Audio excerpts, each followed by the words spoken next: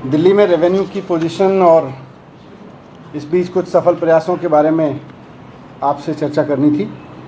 आप सब जानते हैं कि 2020-21 और 21-22 दोनों कोविड की वजह से रेवेन्यू के पॉइंट ऑफ व्यू से बहुत ज़्यादा अफेक्टेड ईयर रहे हैं। पूरे देश में इकोनॉमिक एक्टिविटीज़ नीचे रहीं लॉकडाउन की वजह से, और उसकी वजह से सरकारों के रेवेन्यू पर भी बहुत बुरा असर पड़ा। दिल्ली के रेवेन्यू पर भी बहुत बुरा असर रहा है इन दिनों। 2020-21 को देखें पिछले साल, तो जो हमारा बजट एस्टिमेट था उससे हमें 41% रेवेन्यू कम मिला। उसका नुकसान ये हुआ कि सैलरीज़ और कोविड रिलेटेड खर्चों को छोड़कर बाकी सारे खर्चे लगभग पूरे साल रुके रहे। 21-22 में देखें तो जो बजट एस्टिमेट्स हैं उनसे अभी 23% नीचे हैं। हम अभी भी 23% नीचे कलेक्शन चल रहा है, जबकि हमने इस साल के लिए बहुत मॉडरेट बजट एस्टिमेट रखे थे, पिछले साल से भी कम एस्टिमेट रखे थे। उसमें भी 23% नीचे चल रहा है टैक्स कलेक्शन, जितना अभी तक होना चाहिए था उसके मुकाबले। तो ये सबके लिए चिंता की बात है। इसीलिए सरकार ने अभी सैलरी और कोविड रिलेटेड खर्चे या हॉस्पिटल रिलेटेड खर्चों को छोड़कर बाकी सब खर्चों पर बहुत अंकुश लगा रखा है। बहुत ही रोक रोक के खर्चा सरकार कर रही है जहाँ भी खर्चा हो रहा है। अगले साल से जीएसटी का कंपनसेशन भी बंद हो जाएगा, दिल्ली सरकार को मिलना, देश भर को राज्यों को मिलना बंद हो जाएगा। दिल्ली सरकार को भी अगले साल से जीएसटी का कंपनसेशन मिलना बंद हो जाएगा। मैं बार बार इस बात को दोहराता रहता हूँ कि केंद्र सरकार से दिल्ली सरकार को ना तो फाइनेंस कमीशन के तहत जो सेंट्रल टैक्सेस के शेयर में 42% मिलता है, सेंट्रल टैक्सेस के कलेक्शन में से 42% राज्यों को दिया जाता है, वो दिल्ली को नहीं दिया जाता। केंद्र सरकार से पिछले 20 साल से एकमुश्त 325 करोड़ रुपए की ग्रांट मिलती है दिल्ली सरकार को, जबकि 1,40,000 करोड़ का करीब टैक्स दिल्ली के लोग सेंट्रल टैक्सेस में देते हैं। तो ये सारी स्थिति इसलिए क्योंकि कोविड के चलते, लॉकडाउन के चलते इकोनॉमिक एक्टिविटीज़ लो हैं और उसकी वजह से टैक्स भी कलेक्शन लो है। आने वाले समय में और भी टफ रहेगा सभी सरकारों के लिए, लेकिन दिल्ली सरकार के लिए क्योंकि केंद्र सरकार से कोई मदद नहीं मिलती है, इसलिए सरकार ने खर्चों पर पूरी तरह से अंकुश लगाया हुआ है। अभी इस साल की रेवेन्यू पोजीशन में देखें, मैंने ओवरऑल बोला 23% नीचे है, जिसमें जीएसटी का कलेक्शन अभी तक जितना होना चाहिए था उसमें 23% नीचे है। वैट का कलेक्शन जितना होना चाहिए था उसमें 25% नीचे है। एक्साइज का कलेक्शन जितना होना चाहिए था अभी तक उसमें 30% नीचे है। स्टैंप के कलेक्शन में 16% नीचे है और मोटर व्हीकल के कलेक्शन में 19% नीचे है। तो ये अभी तक की पोजीशन मैंने आपके सामने रखी। इस बीच एक अच्छी पहल दिल्ली सरकार ने की थी नई एक्साइज पॉलिसी लाने की। नई एक्साइज पॉलिसी के तहत रेवेन्यू बढ़ाने के प्रयासों को अच्छी सफलता मिली है।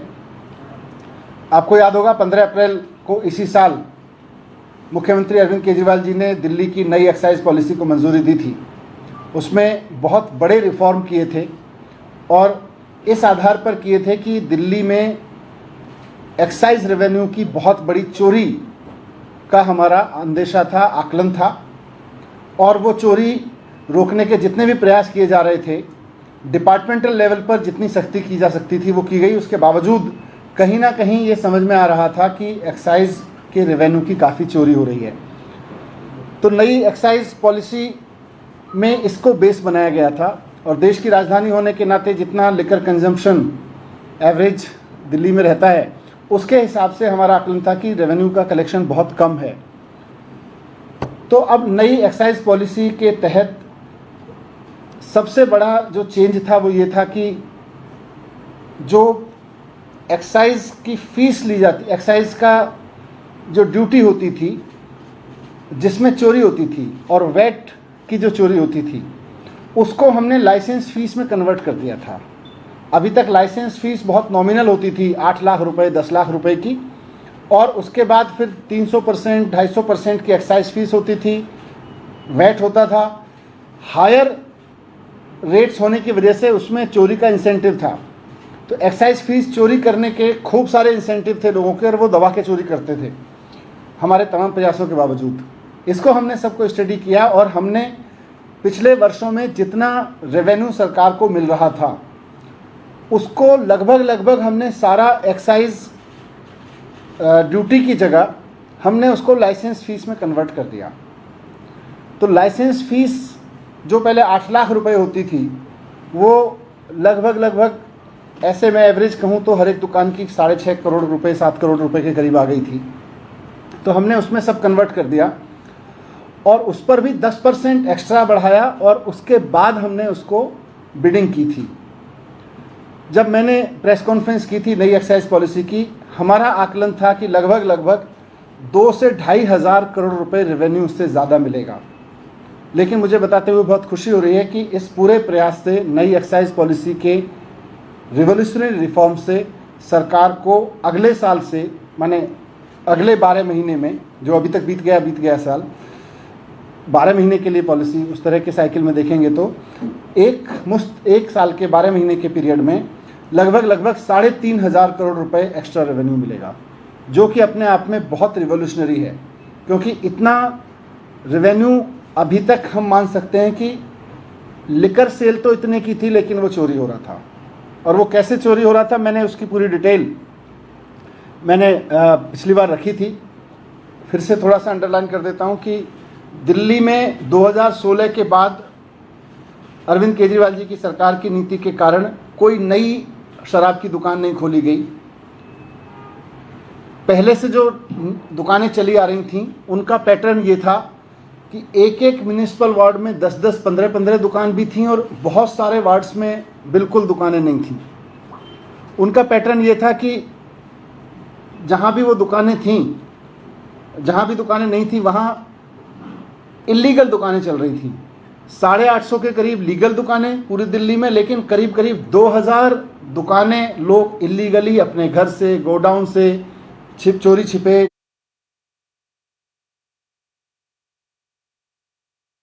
की थी। और हमने उसमें जितनी भी कार्रवाई की, लगभग 7 लाख बॉटल शराब तो एक साल में पकड़ी थी। 1864 एफआईआर की थी और 1000 वाहन हमने जब्त किए थे। ये सब सख्ती करने के बावजूद कहीं उसका बड़ा इंसेंटिव था, इसलिए हमने सारी टैक्स को लाइसेंस फीस में कन्वर्ट कर दिया। अब सरकार को वो पैसा और उससे बढ़ा हुआ पैसा लाइसेंस फीस में मिलेगा। तो 20-21 तो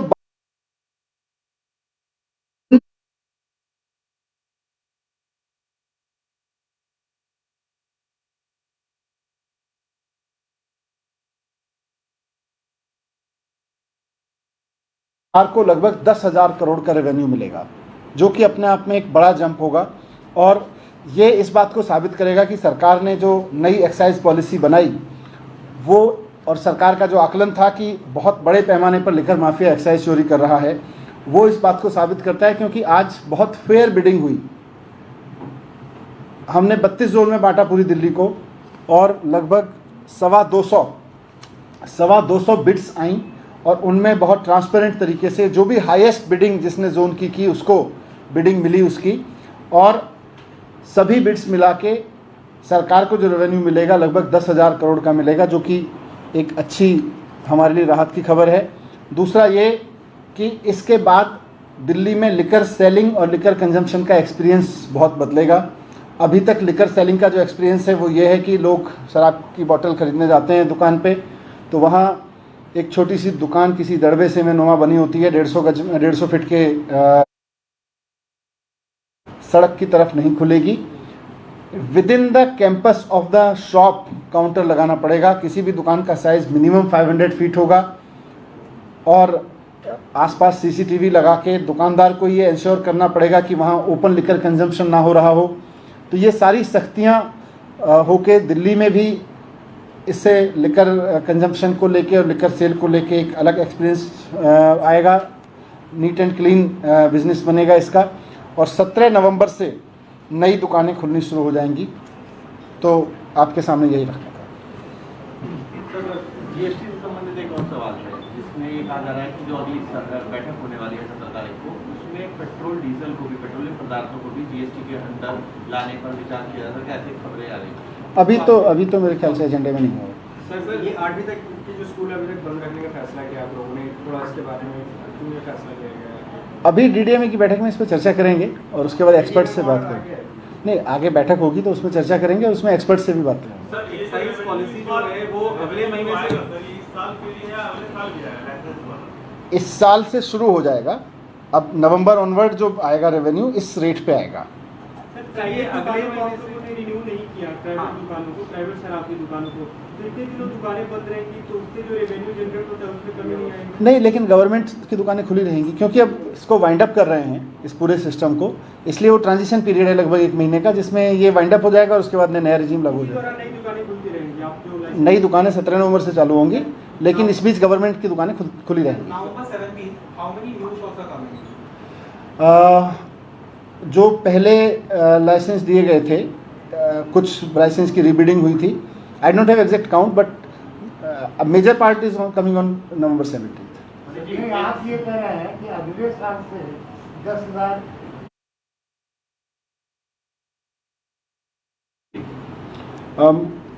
मुझे लगता है गवर्नमेंट स्कूल के प्रति लोगों का कॉन्फिडेंस बढ़ा है पिछले वर्षों में। जो गवर्नमेंट स्कूलों के नतीजे आए और जिस तरह से पढ़ाई का स्तर सुधरा है, उससे लोगों का कॉन्फिडेंस बढ़ा है कि लोग अपने बच्चों को प्राइवेट से गवर्नमेंट स्कूल में डाल सकते हैं। पर अभी क्योंकि एडमिशन प्रोसेस चल रही है, तो इसमें जो भी फाइनल आंकड़े होंगे वो एक बार एडमिशन प्रोसेस कुछ कंक्लूजन की तरफ बढ़े तो मैं आपके सामने रखूँगा। सर डीडीए ने लैंड पॉलिसी 2018 को मंजूरी दे दी है, कल एलजी की